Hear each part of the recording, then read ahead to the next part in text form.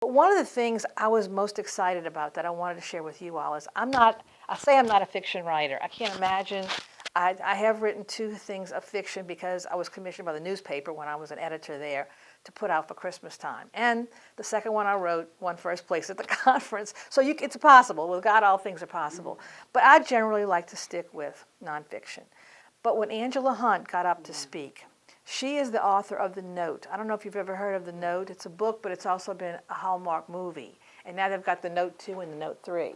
So I wanted to sit in because I bought the movie. I'm a movie buff, and so I have the movie, and I was intrigued to meet the author. So she stood up and put a board up like this and started talking about how to plot a novel. And let me just back up a little bit and tell you, when I was in high school and I wrote, I hated outlines because I didn't know what I was going to write about. I know the subject, and I just go look things up in the library, and I decide what I was going to write about. Then I'd write it, and then I'd make an outline. It was kind of silly, but right. I did things backwards back then. Now, things are different. I cannot write without an outline. And I've learned that if you make an outline of what you're going to write and follow it, it's just like a puzzle. And then you just put it all together and polish it. It's so easy.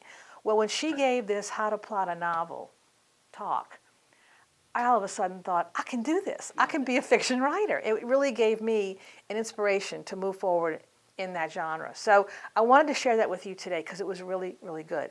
She wrote this book called A Novel. She didn't write this book. She's one of the authors that contributed to A Novel Idea. And she said, if you're going to be a fiction writer, you need to read this. I bought both of them. And Stein on Writing. These 2 books were really important to have in your library if you're going to become a fiction writer. How to Plot a Novel that she talked to us about is just a little bitty excerpt in a chapter called The Plot. Now, a lot of authors wrote in this chapter, and what she wrote I'm going to tell you about today, because she gives a plot skeleton. But just to let you know, some of the authors that contributed to this book was Jerry Jenkins, Francine Rivers, Karen Kingsbury, Randy Alcorn, Terry Blackstock, Robin Jones Gunn, Angela Hunt, and more. So there's a lot of popular authors in here. It's Christian. I mean, yeah, it's a right. So anyway, I'm all excited, and I want to share this with you. She explained that fiction writers all have different means of outlining their novels, okay? But they all end up arriving at the same thing. So a good novel begins with a good plot, and this is what she did. Now, she's written I don't know how many books, which have become movies, and she was even a ghostwriter for John Hagee and several other people. So she's a really interesting person to listen to. But when she follows this outline, she's successful. And just to begin, she said, first she draws the skull. And I'm just going to lift this up just one time for Tina so I can show it to you, okay? The skull itself talks about the fact that you have to have a main character, the protagonist. Now, you can have a well full of characters, and you can have all kinds of stories going on in your novel, but whose story is it, you want to ask yourself. And that's who the protagonist is. It's their story. They're going to have the main problem, the main thing going on, the main thing getting solved. But the skull itself stands for the protagonist. And she uses the Wizard of Oz. She's Gone with the Wind, too, at the conference as an example in writing this outline. Okay. So the next thing she did was draw the 2 eyes. And each eye stood for the obvious problem. The other eye stood for the hidden need. Okay, so the character has to have an obvious problem and the hidden need. In The Wizard of Oz, Dorothy had an obvious problem because Toto bit Mrs. Gulch's on the leg, and she was going to call the sheriff. So she was running away. She had gotten Toto, and she was running away. That was an obvious problem. But she had a hidden need. Can you guess what the hidden need is? The tornado hadn't come yet. To be loved. Right. She was living with Auntie M, and I forget what was the uncle's name, I forgot. She was living with her aunt and uncle. So something was not right on the farm. Her parents could have passed away, her parents could have gotten a divorce, her parents could have been arrested. I don't know what the story was, but she's living with her aunt and uncle. And so she's got a hidden need there for love and a family home that she's missed.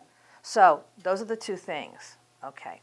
And she put the smile on there. The funny thing is some of these things aren't in the book and some of these things are. She put the smile on there to add admirable qualities.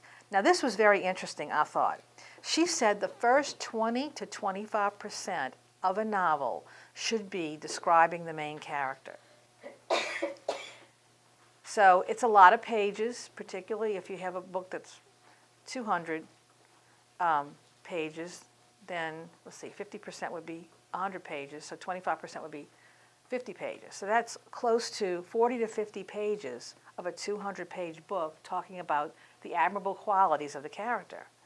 But you can't understand and feel the dilemma they go through unless you know who they are. You can hear something happen to somebody, but if you don't know the person, you can't experience it with them. So she goes into detail, and she said, this is how you do it. Now, the neck that you see there, she calls that the inciting incident. This is when something happens. You begin to get a focus on where you're going. And the funny thing is she says that if you know you have an hour-and-a-half long movie, okay, movies follow the same pattern as plotting a novel does. So she said you can be watching a movie, and the first 20 to 25% you're getting in and you're learning, but then the incident comes. So she'll sit on the sofa and watch a movie with her husband, and depending on how long the movie is, the first 25%, if it's 30 minutes, she said, here it comes, she knows when it's going to happen because it follows that way usually. And most Academy Award movies have followed this particular outline. So the neck is now the inciting incident. Now, one thing she didn't tell us she didn't draw, and you can draw it in here if you want, she didn't give us a spine on this. This is what I drew from the thing. And she says, at some point after the inciting incident, your character will establish and state a goal. Dorothy said, I want to go back to Kansas. The overriding concern is, will she or will she not make it home? It's a dramatic question. And that's always asked in a story. So if you want to draw a spine in there, you can draw a spine. The spine, and put a little line to the left maybe, saying you also have a goal. So far you've got a protagonist who has an obvious problem and a hidden need. He has admirable qualities, and you've learned all of that. Then comes the inciting incident who sets a goal, and the goal is the spine that goes straight down the middle. Now, once that's established, you go through the novel with obstacles that go from positive to negative. So now things begin to happen, okay? And those are the ribs, she says, and the reason she makes them curves is because things go back and forth. Something good might happen, something bad might happen, but then it turns out to be okay. And it goes, you have to have at least, she goes, I don't know why the number 3 is important, but you have to have at least 3 incidents. Okay? You can have 100 or as many as you want, but at least 3, with the third one being the bleakest. The next thing is a thigh bone you see on here. This is help comes, but does not solve the problem. This is when the character needs help, but you have to be careful, she says, how you deliver it. You can't be too obvious in a novel. She didn't teach us this at the conference, but I loved reading this. Let me go back here. At the bleakest moment, your character needs help, but be careful how you deliver it. The ancient Greek playwrights had actors representing the Greek gods literally descending from the structure above to bring their complicated plot knots to a satisfying conclusion. This sort of revolution is frowned upon in modern literature. Called Deus ex machina, literally God from the machine, this device employs some unexpected and improbable incident to bring victory or success. If you find yourself whipping up a coincidence or a miracle after the bleakest moment, chances are you've employed Deus ex machina. Back up and try again, please. They don't want you to make an obvious, easy answer to the bleakest moment, because then you'd be over with, okay? And then who wants to read an obvious, easy answer to a problem? You want it to be more mysterious. You want to get involved, okay? Your character obviously needs help from outside. If he could solve the problem alone, he would have done it long before the bleakest moment.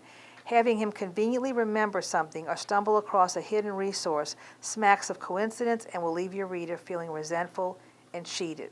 So send in the cavalry, but remember that they can't solve the protagonist's problem. They can give the protagonist a push in the right direction. They can nudge, they can remind, they can inspire, but they shouldn't wave a magic wand and make everything all right. At that point, the movie would be over, okay? So now we go down to the kneecap.